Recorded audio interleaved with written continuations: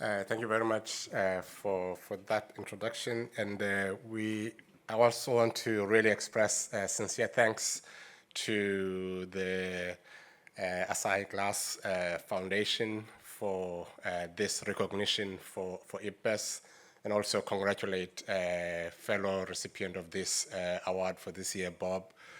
Congratulations. And thank you all of you too for coming this afternoon and taking part of your weekend to join us for this lecture. I will reflect very briefly on a couple of things this afternoon. One, on the history of IPBES and why IPBES, basically, is working in this space and the contribution that IPBES has made.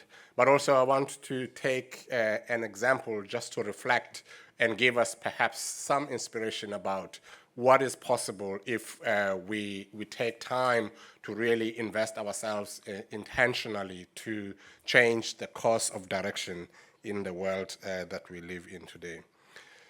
Firstly, why does biodiversity matter?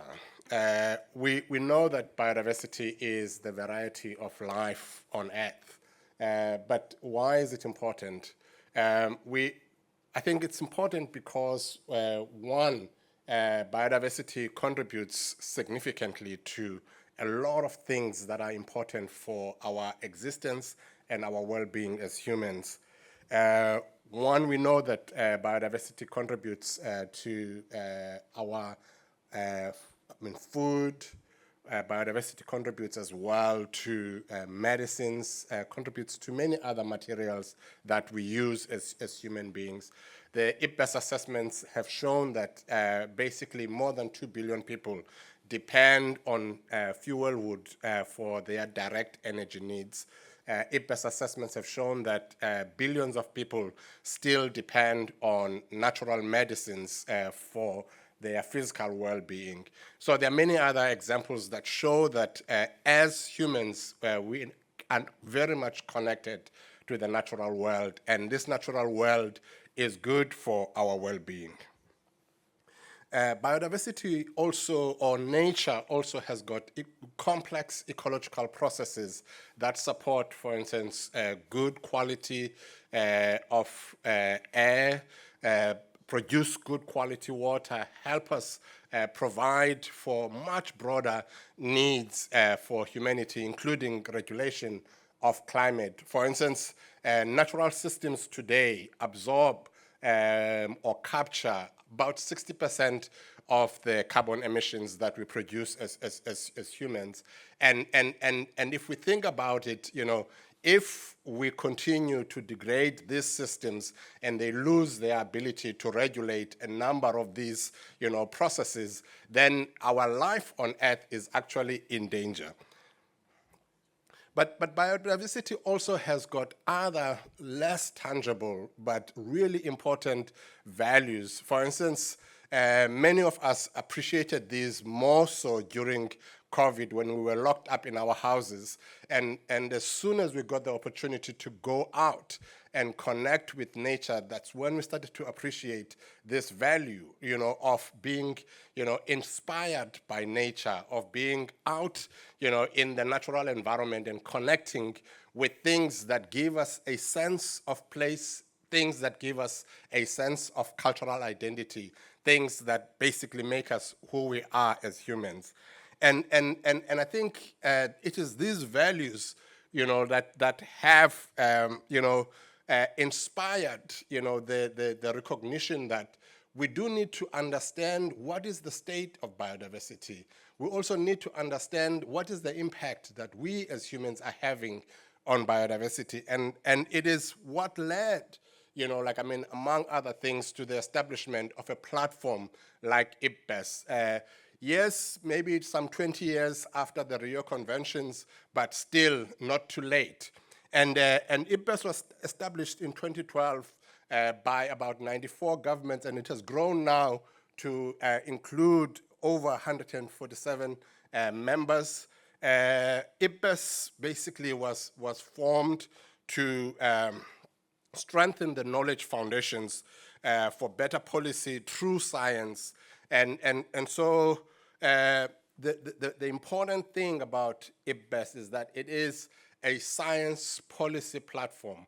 It is a platform that is supposed to basically looking at the value of the science that has been conducted over many years, synthesize that information, use that to make policy that, or to inform policy that would then help to improve the conservation and sustainable use of biodiversity. The secretariat of IPBES is in Bonn. I think to just reflect on a couple of principles of how IPBES works. One, IPBES conducts assessments of scientific knowledge regarding biodiversity at the request of its member states, governments, as well as its stakeholders. Governments basically make requests to IPBES and say, we would like to know more about this. And IPBES then formulates a way to basically say, how can we bring together a team of experts that can help to actually help us understand better about a particular theme or topic. And the approach that IPBES uses is that it takes an interdisciplinary approach from social sciences to humanities and physical or biophysical sciences. We usually have expert teams that include scientists from terrestrial, marine, or inland biodiversity. But I think something that is really special about IPBES is this inclusion and recognition of indigenous and local knowledge as a way of appreciating other knowledge systems and their contribution to our understanding and management of biodiversity. I think what is important to recognize about IPBES, and this is something that we always want to emphasize, is that IPBES provides policy-relevant information, but not policy-prescriptive information. And maybe I can just explain that. What that means is that basically IPBES does not prescribe to governments about what they should do. IPBES synthesizes information and presents evidence-based information to governments so that governments can then take decisions that are informed to basically formulate policy and help improve management of natural systems. So how is an assessment in IPBES conducted, or what does an IPBES assessment look like? An IPBES assessment is not a literature review. An IPBES assessment is a critical evaluation of the state of knowledge in general. It synthesizes different kinds of knowledge from published literature to indigenous and local knowledge to reports from governments. And the view is that that work, which is done by experts, would then be done in a way that demonstrates objectivity, that gives that work legitimacy and credibility. And this work is then reviewed by external experts, by governments, and by members of the public in order to ensure that it is credible and helps inform sound findings for an assessment. An assessment is usually organized into a full report, which is usually several hundreds of pages. But then from that report, scientists then formulate what we call a summary for policymakers. And this is a shorter document, usually about 30 pages or so, with a number of very important messages about what we have learned from a particular assessment. That information is used in order to help governments basically get the key messages or the main messages that are coming from a particular assessment, with the view that if they need more information, they can go back to the chapters or they can look for more relevant information in the full assessment report. An IPBES assessment follows a particular process in terms of its preparation. Once governments have made a request for an assessment, for instance, like the global assessment of biodiversity and ecosystem services, then usually a team of experts is put together to develop a scope of that assessment, which is basically a mandate from governments to the experts that are going to be conducting the assessment to say, these are the questions that we want you to help us understand. These are the issues that we want you to focus on. And that, once that team is completed, that work, then we gather a new team of experts to conduct the assessment.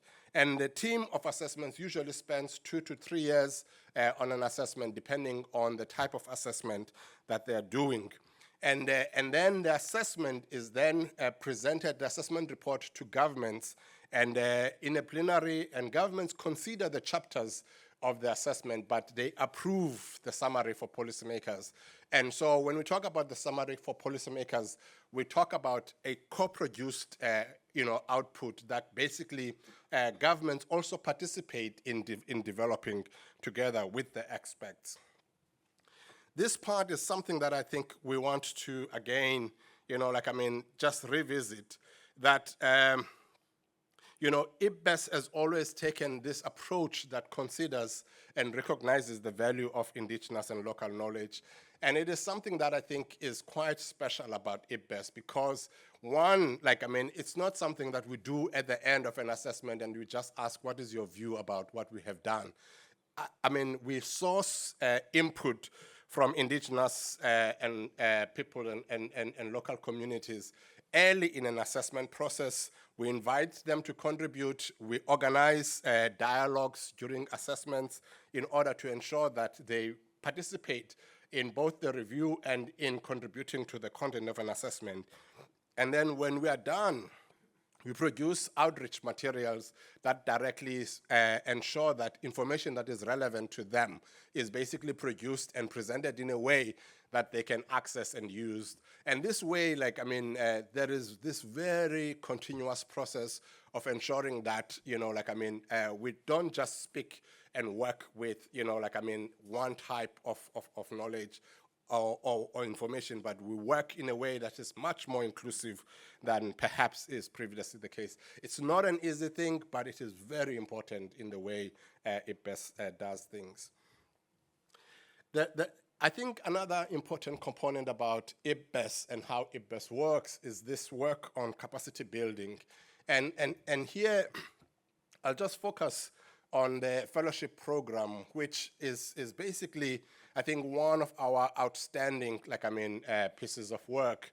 And for each assessment, we usually have a number of dedicated positions for young fellows, which are basically usually early career scientists or postgraduate students or graduate students who basically get appointed and embedded within an assessment, and they learn about these assessment processes early in their career, and they contribute to this work, but it also shapes them in many ways, such that some of them have actually gone to become, experts that are now contributing and leading, chapters in assessments. Some of them have received awards as recognition for their, outstanding work. So it's a very special program for developing, future scientists.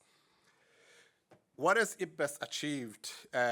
IPBES is a very young, science policy platform, but in the last decade of its existence, it has produced basically over 11 reports. And if you think about it, that it takes about 3 years or so to produce each one of those reports, and it takes basically hundreds of experts, for instance, the global assessment, we had over 500 experts, so to gather those experts and be able to have them work together to produce that type of work, is really impressive. In that period, we've been able to pull together more than 2,800 experts who are giving their time for free in order to basically help us understand the state of biodiversity and ecosystem services. And this is something that we appreciate. I want to give, a word of appreciation to Japan and the government of Japan, because in the current assessments, we have probably over 15 experts from Japan who are basically contributing voluntarily, helping us understand, how, our systems function in different ways, and that is something that we will always be appreciative of. Maybe just to touch on one of the reports and give you a flavor of some of the things that usually our assessments, demonstrate.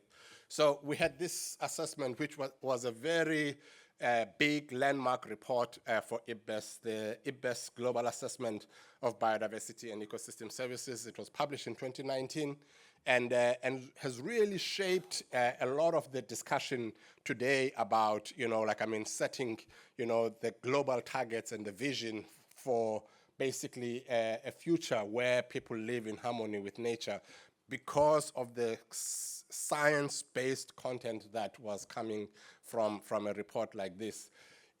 Over 3 years, over 500 scientists, 15,000 references, responding to 20,000 comments from governments and stakeholders. So it's a lot of work, but, it is, thanks to, that group of scientists led by, the 3 co-chairs of that assessment. They did an outstanding job, and even today, we really reflect with great pride when we look at a report like this. So what did that assessment find? It basically found that, nature is declining at a rate and at a scale that is unprecedented in human history. And that is due primarily to human activities. And basically, when you look at all indicators of the state of nature, everything was in decline. For instance, one of the big numbers that came from this report was that 1 million species of plant and animal out of an estimated 8 million are at the risk of extinction.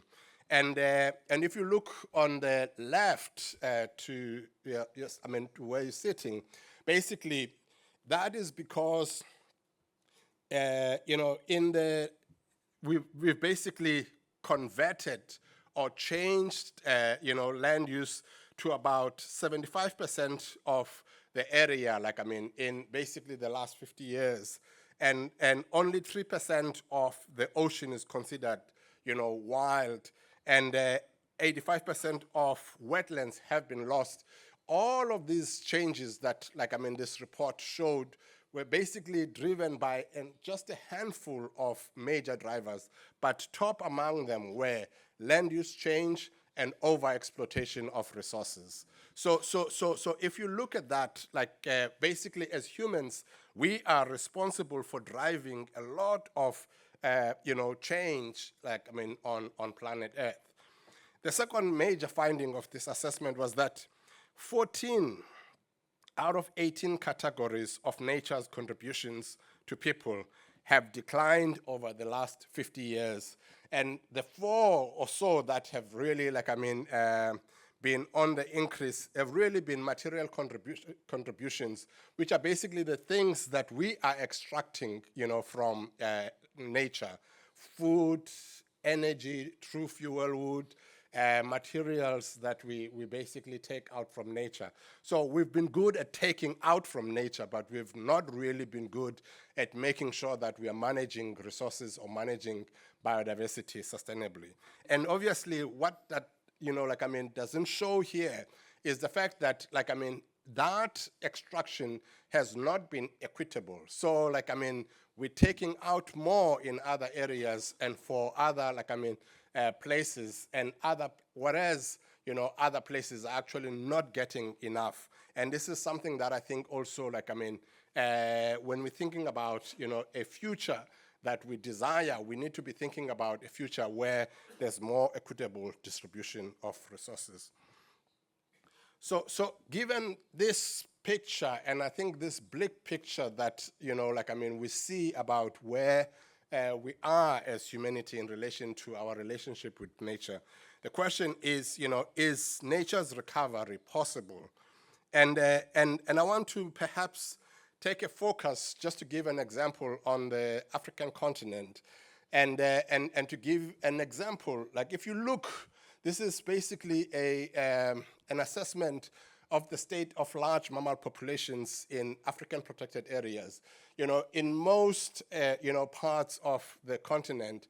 And if you look at the average, basically by 2005, we had lost, about, 60% of the population of large mammals in protected areas in Africa. And if you look right now, basically in the most recent reports, that number is actually closer to 70% right now. And the point about that is that, it basically paints a very dire picture of, how we are managing resources, even in areas where, we still have relatively intact assemblages of large, mammals and mega herbivores. But I want to take an example of just one, species, and I've picked the rhino because it is one of the most difficult animals to manage, and it is an animal that, because of the value that people have attached to the horn, it involves, international criminal syndicates. So when you're dealing with the rhino, you're not just dealing biologically with an animal, in some remote place in Africa, but you're dealing with an animal that basically is connected to international, wildlife crime syndicates. And it's also an animal that is very sensitive, it's very difficult to raise a rhino. But the story of the rhino is very interesting. One, if you look, and I want to just take the two examples of the white rhino and the black rhino. So if you look at the black rhino for first, in around 1960, there were basically close to 100,000 black rhino. And by 1973, we were already around 37,000 black rhino, and we were hunting them as humans. So we were basically over-exploiting them. These were not natural deaths or, climate change or disease or some other. It was humans hunting rhinos to extinction. By 1995, basically, we were down to 2,500, or 2,300 rhino. But the point is that it's possible when we are when we're able to do these assessments and actually have a global picture of the impact that we have on nature, to say, whoa, stop. This is the damage that we're causing to nature. And again, when you reflect on the value of the IPBES assessments, it is actually to help us understand that, we are causing this much damage, and so we can actually change course if we realize what we can do. So around that time, we started listing black rhino, and we started regulating internationally how, we use, rhino, whether we can trade or not trade, in rhino horn. And that helped to stabilize the black rhino population to a point where now it's just starting to uptick, right, to 6,000 or so black rhino in the wild. But it took a moment of recognition that we are actually causing this much damage to a species. Take another example, the white rhino. By 1900, in the wild, there were only 50 or so white rhino.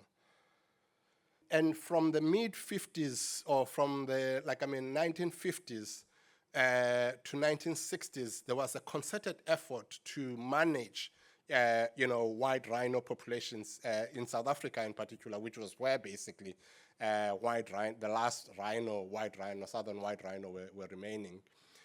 The effort that was made to manage white rhino, intensively, and to ensure that, the population is stabilized, ensured that, one, the population that was at Luthando Reserve was able to grow to a point where it was possible to now translocate from one game reserve to other game reserves, private, and also to national parks. And by basically around 2000, we were basically closer, in terms of the recovery. In fact, if you go back to by the 70s, from 50 in 1900, we were already in about 3,500 white rhino in the 70s. By the 2000s, early 2000s, we were around 10,000, white rhino. And then, the population grew up to a point where it reached, 20,000 plus.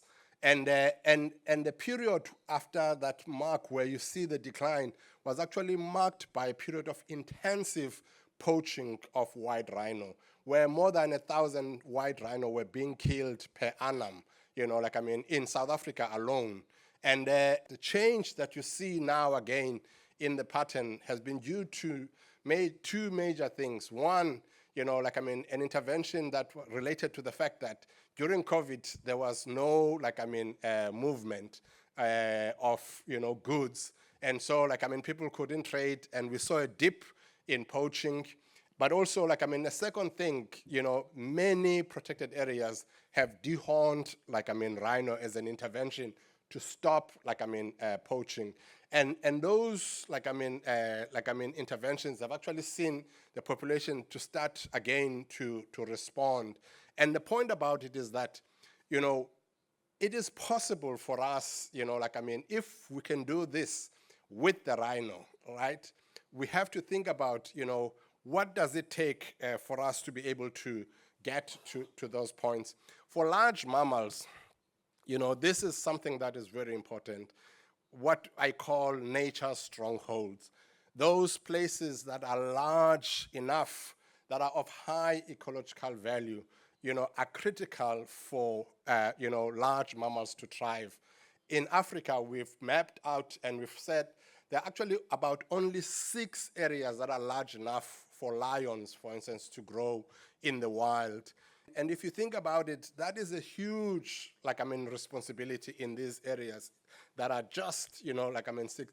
But those areas, do not protect only large mammals. They protect a lot of other diversity. And that is why we need to prioritize these large connected, landscapes that are managed well. So what are the conditions for us to be able to achieve this? I want to perhaps touch on only just 2. One, and this is something that perhaps, can be jolting to all of us, especially people in the conservation sector. I believe that, the world is urbanizing, right? But one of the biggest challenges that we have, that we've had with urbanization is that it's been unstructured, it's been unplanned, it's been rapid and happening in a way that still has got impact on, resources. I believe that if the world urbanizes, but in a way that is structured and planned, but in a way that also decouples us from dependence directly on natural resources, then we might actually be able to have the kind of breakthrough that we need. The second one is the fact that, there is already a trend of, towards some of, stabilization of the global population. If the global population stabilizes around 6 to 8 billion, people, we know that, that is going to have an impact on the demand for resources, and hopefully that will have then an impact on our ability to be able to supply or meet, human needs without necessarily having negative, serious negative impacts on the environment. Basically, the question then is global recovery of nature possible, within the lifetime of a child who's born today? And I think, the answer is yes, if, we commit ourselves to meeting, some of the commitments that we have made as, especially that are captured in the Kunming, Montreal Global Biodiversity Framework. So with that, I want to thank you and hopefully, challenge us to a good conversation about some of these themes. Thank you very much. Thank you for the insightful talk, Luthando.